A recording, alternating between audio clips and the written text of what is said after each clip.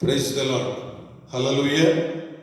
దేవుని నామానికి మహిమ కలుగును గాక. దేవుడు మనకు అనుగ్రహించిన ఈ మంచి సమయాన్ని బట్టి ప్రభువుకి ఘనత, మహిమ, ప్రభావాలు ఆరోపిస్తూ ఉన్నాను. చిన్న ప్రార్థన. పరిశుద్ధుడైన కృప కలిగిన తండ్రి, సర్వోన్నతుడా మీకు స్తోత్రాలు, సర్వకృపానిధి మీకు స్తోత్రాలు. నీ వాక్యాన్ని కొద్దిసేపు ధ్యానించడానికి దయచేసి మీ కృప అనుగ్రహించమని యేసు నామమున ప్రార్థించుచున్నాను తండ్రి. ఆమేన్, ఆమేన్. దేవుని యొక్క వాక్యంలో ఒక మాటని దయచేసి మనమందరం చదువుకుందాం. యోనా గ్రంథం 1వ అధ్యాయము 1-2 వచనాలు మనం చదువుకుందాం. యోనా గ్రంథం 1వ అధ్యాయము 1-2 వచనాలు మనం చదువుకుందాం. ఏ విధంగా వ్రాయబడ్డది? యెహోవా వాక్కు అమిత్తయి కుమారుడైన యోనాకు ప్రత్యక్షమై ఎలాగ సెలవిచ్చాను. నినెవే పట్టణస్థుల దోషము నా దృష్టికి ఘోరమాయను గనుక నీవు లేచి నినెవే మహాపట్టణమునకు పోయి దానికి దుర్గతి కలుగునని ప్రకటింపుము. ఎవరికి వాక్యం ప్రత్యక్షమైంది? యెహోవా వాక్కు అమిత్తయి కుమారుడైనటువంటి యోనాకు ప్రత్యక్షమైంది. దేవుని యొక్క వాక్కు యోనాకు ప్రత్యక్షమై, అయ్యా యోనా ప్రవక్త, నినెవే మహాపట్టణానికి నువ్వు వెళ్ళు. నినెవే పట్టణస్థుల యొక్క దోషం, నినెవే పట్టణస్థులు చేసిన పాపం, నినెవే పట్టణస్థుల యొక్క క్రియలు నా దృష్టికి బహుఘోరంగా ఉన్నాయి కనుక నా దృష్టికి అవి ఘోరమైనందున నేను నినెవే మహాపట్టణాన్ని నాశనం చేయాలనుకుంటున్నాను. ఈ మాటలు వెళ్ళి నినెవే మహాపట్టణానికి నువ్వు చెప్పు అని యోనాకి దేవుని యొక్క వాక్కు ప్రత్యక్షమైంది. ఎన్ని రోజుల్లో నాశనం చేస్తానన్నాడు? అదే యోనా గ్రంథం 3వ అధ్యాయము 4వ వాక్యంలో యోనా ఆ పట్టణములో 1 దిన ప్రయాణమంత దూరము సంచరించచ్చు. ఇక 40 దినములకు నినివే పట్టణము నాశనమగునని ప్రకటింపగా యోనా వెళ్ళాడు. నినివే మహాపట్టణములోనికి వెళ్ళాడు. ఏమని ప్రకటిస్తున్నాడు? 40 దినాలు, 40 days, 40 దినాలలో నినివే మహాపట్టణము నాశనమైపోతుంది అని దేవుని యొక్క వాక్కు నాకు ప్రత్యక్షమైంది. ఈ వాక్కును మీకు తెలియజేస్తూ ఉన్నాను అని 1 దినమంత దూరం ఆయన ప్రయాణించి ఇదే మాటలు తెలియజేశాడు. నినివే మహాపట్టణ ప్రజలారా వినండి, దేవుని ఉగ్రత మీ పట్టణం మీదకి రాబోతూ ఉంది. మీ దుర్గతిని దేవుడు చూచాడు, నాశనం చేయాలనుకుంటూ ఉన్నాడు. నినివే పట్టణస్థులారా 40 రోజుల్లో ఈ పట్టణం నాశనం అయిపోతుంది అని ప్రకటన దేవుడు చేశాడు. అంటే దేవుడు ఏ పని చేసినా ఆయన ఇన్ఫర్మేషన్ లేకుండా ఆయన ఏ పని కూడా చెయ్యడు. ఆయన ఏ కార్యాన్నైనా చేయాలనుకున్నప్పుడు ఆయన సమాచారాన్ని అందించి కార్యాన్ని చేస్తాడు. అయ్యా నినివే పట్టణాన్ని గురించి ఎందుకయ్యా అని చెప్పారంటే, రాజ్యాలు ప్రభు చేతుల్లో ఉన్నాయి, రాజులు ప్రభు చేతుల్లో ఉన్నారు. మనుష్యులు దేవునికి సంబంధించినటువంటి వాళ్ళు. భూమి మీద ఉన్న ప్రతి మనుష్యుడు, నాసికారంధ్రములలో జీవవాయువు ఉన్న ప్రతి మనుష్యుడు దేవుని సంబంధి. అందుకే దేవుడు నినివే పట్టణాన్ని గురించి మాట్లాడుతూ అంటాడు, 40 రోజుల్లో నినివే మహాపట్టణం నాశనం అయిపోతుంది. యోనా ఈ సమాచారాన్ని వీళ్ళు చెప్పు. అయ్యా వాళ్ళు ఏం చేశారయ్యా? వాళ్ళ దోషము నా దృష్టికి ఘోరమాయను. ఈ వాక్యాన్ని వింటున్న దేవుని బిడ్డలారా, ఒక పట్టణాన్ని దేవుడు నాశనం చేయాలనుకున్నాడు. పట్టణము అంటే పట్టణములో ఉన్న ప్రజలను నాశనం చేయాలనుకున్నాడు. అయ్యా ఎందుకు నాశనం చేయాలనుకున్నావు? వాళ్ళు ఏం తప్పు చేశారయ్యా అంటే, లేఖన భాగాలలో ఒక 4 కారణాలు మనం వింటాం. దేవుని బిడ్డలారా, ఎందుకు దేవుడు నినివే మహాపట్టణాన్ని నాశనం చెయ్యాలనుకున్నాడు అంటే, నహూము గ్రంథంలో నుండి మీకు 4 మాటలు జ్ఞాపకం చేస్తాను. నినివే మహాపట్టణాన్ని గురించినటువంటి ప్రవచనాలు ఇవి.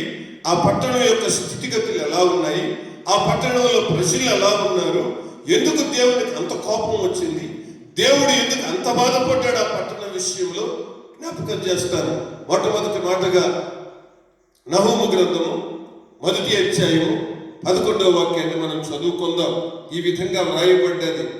నినవే యెహోవా మీద దురాలోచన చేసి వ్యర్థమైన వాటిని బోధించిన వాడొకడు నీలో నుండి బయలుదేరుచున్నాడు. నినవే పట్టణస్థుల యొక్క పరిస్థితి ఎలా ఉంది అని చెప్పంటే, దురాలోచనలు కలిగినటువంటి పట్టణం, చెడ్డ ఆలోచన కలిగినటువంటి పట్టణం. ఒకరి మీద ఒకరికి మంచి అభిప్రాయం లేదు. ప్రతి వాని గుండెల్లోనూ ఒక దురాలోచన, చెడు ఆలోచన, కీడు చేసే ఆలోచన, నాశనము చేసే ఆలోచన, ఇతరులకి హాని కలిగించే ఆలోచన. నినివే మహాపట్టణం ప్రజల యొక్క ఆలోచనలు ఎలా ఉన్నాయి అని అంటే మనం జ్ఞాపకం చేస్తాడు దేవుడు. దురాలోచనలు కలిగినటువంటి పట్టణము కలిగిన మనుషులునని. రెండవది, వ్యర్థమైన వాటిని బోధించేటువంటి వాడు. అర్థవంతమైన వాటిని బోధించే వాళ్ళు కాదు, ప్రయోజనకరమైన విషయాలు తెలియజెప్పేవాళ్ళు కాదు, ఒకరికి క్షేమాన్ని కలిగించేటువంటి బోధ ప్రజల మధ్యలో లేదు. ఆ ప్రజల ఆలోచన అంతా కూడా చెడ్డది, దురాలోచనలు కలిగినటువంటి వాళ్ళు. అందులోనే వ్యర్థమైన వాటిని బోధించేటువంటి వాళ్ళు. ఎందుకయ్యా నినివే పట్టణాన్ని నాశనం చేయాలనుకున్నావు అని దేవుని మనం అడిగితే దేవుడు అంటాడు, నినివే పట్టణస్థులు ఎలాంటి వాళ్ళు? దురాలోచనలు కలిగినటువంటి మనుషులు, వ్యర్థమైన వాటిని బోధించే మనుషులు. అందుకే నేను వాళ్ళని నాశనం చేయాలనుకున్నాను. రెండవదిగా ఇదే నహూము గ్రంథము 1వ అధ్యాయము 14వ వాక్యాన్ని మనం చదువుకుందాం. నినివే యెహోవా నిన్ను బట్టి ఆగ్రహించున్నది ఏమనగా, నీ పేరు పెట్టుకొని వారు ఇక పుట్టకయుందురు. నీ దేవతాలయములలో చెక్కబడిన విగ్రహమే గాని, పోత పోసిన ప్రతిమయే గాని ఒకటియు లేకుండా అన్నిటినీ నాశనము చేతును. నీవు పనికి మాలిన వాడవు గనుక నేను నీకు సమాధి సిద్ధపరచుచున్నాను.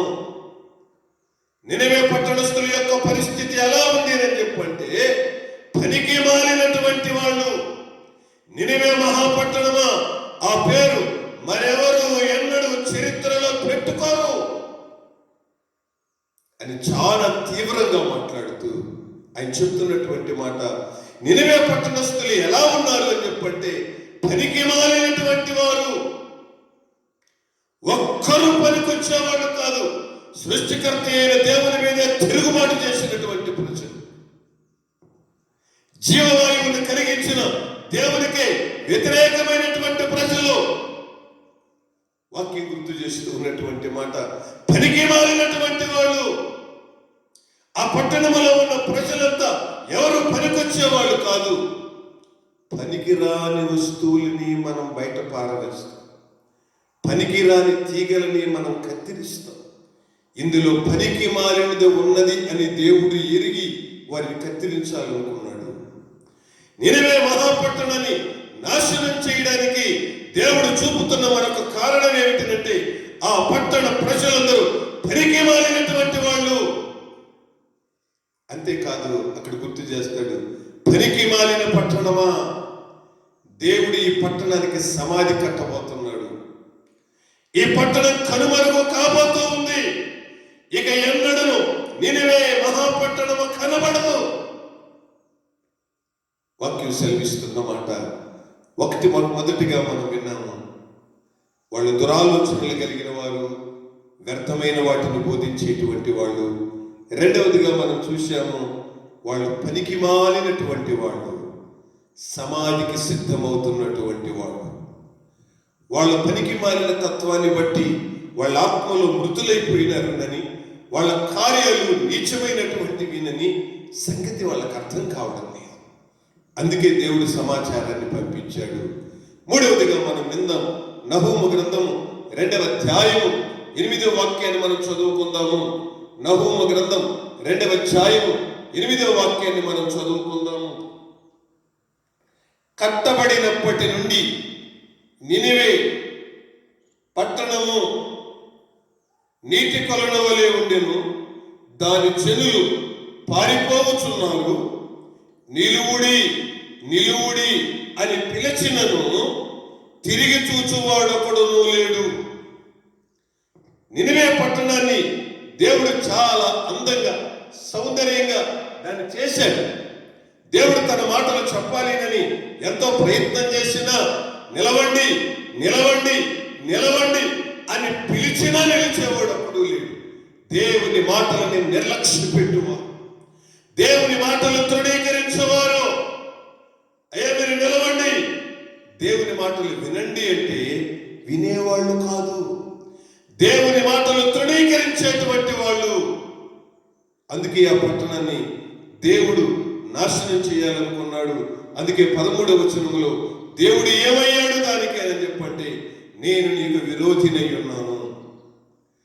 నీవు నిలవడంలే, నా మాట వినడంలే, నా వాక్యానికి ప్రాధాన్యత ఇవ్వడంలే. సృష్టికర్త అయిన దేవుని మరిచినటువంటి నినివే మహాపట్టణమా, నేనే నీకు విరోధినయ్యాను. ఏ పట్టణానికి ఆయన నిర్మాణకుడయ్యాడు, ఏ ప్రజలకు ఆయన జీవం పోశాడు, ఆ దేవుడే మాట్లాడుతూ ఉన్నాడు, నేనే నీకు విరోధినయ్యాను. ఓ వ్యక్తి విరోధి అయితే తప్పించుకోవచ్చేమో, ఓ పరిస్థితిలో విరోధం వస్తే తప్పించుకోవచ్చేమో, దేవుడే నీకు విరోధి అయితే తప్పించువాడేవాడు. నేనే విరోధినయ్యాను నినివే మహాపట్టణమా.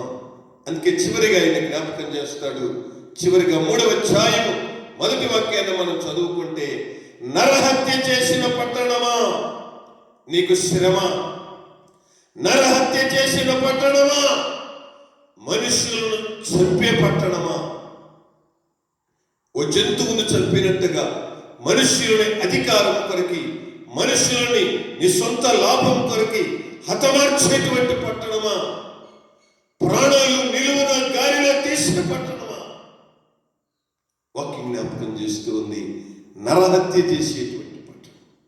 తన సహోదరుని విమర్శించు ప్రతి వాడు నరహంతకుడు. ఒకరినొకరు విమర్శించుకునేటువంటి వాడు, ఒకరినొకరు హత్య చేసుకునేటువంటి వాడు, ఒకరినొకరు చంపుకునేటువంటి వాడు. నినివే మహాపట్టణం ఎలాంటిది అని చెప్పానంటే, నరహత్య చేసేటువంటి పట్టణం, మనుషులను నిర్దాక్షిణ్యంగా చంపేటువంటి పట్టణం.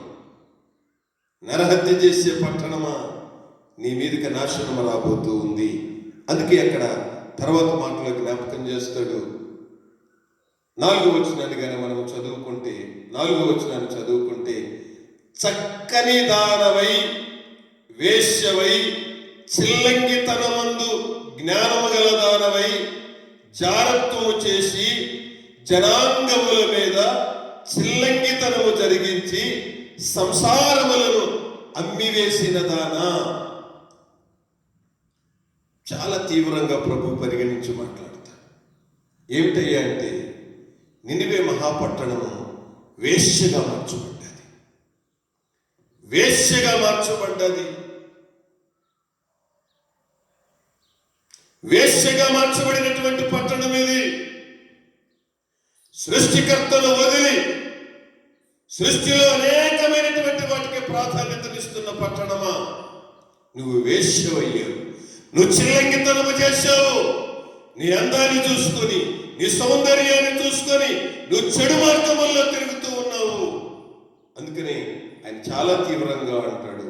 ఏమంటాడంటే, సంసారములను అమ్మివేసిన దానా, సంసారాలు పాడు చేసినటువంటి పట్టణమా, భార్య భర్తల మధ్య చిచ్చు రగిలించి కుటుంబాలని విరిగివేసినటువంటి పట్టణమా, వ్యభిచారానికి నిలయమైనటువంటి పట్టణమా. ఈ కారణాన్ని బట్టి నినివే పట్టణాన్ని నేను నాశనం చేయాలనుకున్నాను. With this reason I'm ready to destroy the city of Nineveh. Nineveh పట్టణాన్ని నేను నాశనం చేయాలనుకుంటున్నాను. కారణం ఏంటో తెలుసా? నినివే పట్టణ ప్రజలు కలిగి ఉన్న ఈ చెడు పాపాలను బట్టి. అందుకే మనం యోనా గ్రంథంలో చదువుకున్న మాట ఏమిటంటే, నినివే పట్టణస్థుల దోషము నా దృష్టికి ఘోరమాయను. నినివే పట్టణస్థుల దోషం, వాళ్ళు చేసిన దోషం మనం చదువుకున్నాము. ఈ కారణాలన్నిటిని బట్టి నినివే పట్టణాన్ని 40 రోజుల్లో దేవుడు నాశనం చేయాలనుకున్నాడు. ఈ సమాచారాన్ని యోనా ప్రకటించాడు. నినివే పట్టణాన్ని నాశనం చేయడానికి దేవుడు వితౌట్ రీజన్ ఏం చేయలేదు. విత్ రీజన్ తీసుకుని ఆయన కారణము కలిగిన వాడని దాన్ని నాశనం చేయాలనుకున్నాడు. దేవుని మహాకృప, ఆ ప్రజలందరూ పశ్చాత్తాపడ్డారు. ఆ ప్రజలందరూ పశ్చాత్తాపడ్డారు. వాళ్ళు కలిగిన ప్రతి పాపములో నుండి, ప్రతి దోషములో నుండి, ప్రతి అపరాధములో నుండి వాళ్ళకు వాక్యాన్ని ప్రకటించిన తర్వాత వాళ్ళు పశ్చాత్తాపడ్డారు. దేవుడి కనికరం చూపాడు. నినివే పట్టణాన్ని నాశనం చేయాలి అనుకోవడానికి కారణాలు ఉన్నాయి. క్షమించడానికి వాళ్ళు మార్పు చెందారు.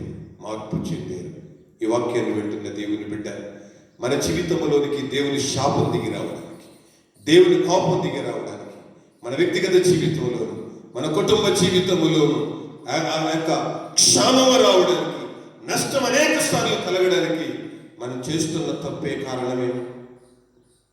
దేవునికి ఆయాసాన్ని కలిగించే వాళ్ళంగా మనం ఉన్నామా?